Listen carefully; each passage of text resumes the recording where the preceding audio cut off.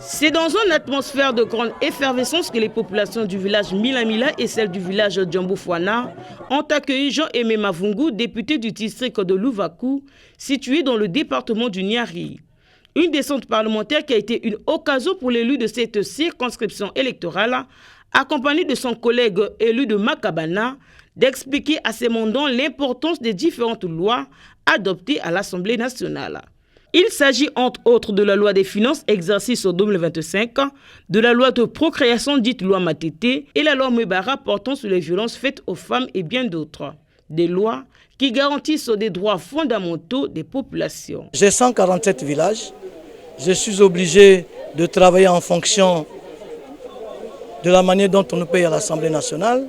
Je me bats à régler certains problèmes auxquels ils ont posé. Il a fallu que j'explique un tout petit peu ce que nous avons fait à l'Assemblée nationale pendant les 3 ans. J'ai résumé et puis présenté de façon succincte le budget que nous avons voté en 2025. Les populations en liesse qui ont écouté avec attention leur envoyé à l'hémicycle ont exprimé leur satisfaction et présenté pour la circonstance leur doléance à Jean-Aimé Mavungu pour que solution soit trouvée.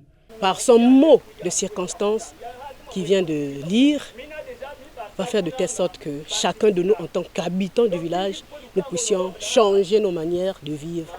Nous sommes très ravis que la route a quitté déjà Dolizy jusqu'à Djambofouana. Et pourquoi pas arriver à la frontière? C'est ce que nous voulons.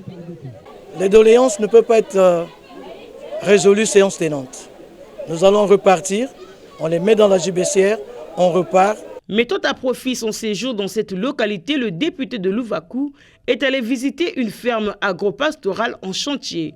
Cette ferme, une fois les travaux terminés, permettra de former les jeunes de ce district à l'élevage et à l'arboriculture.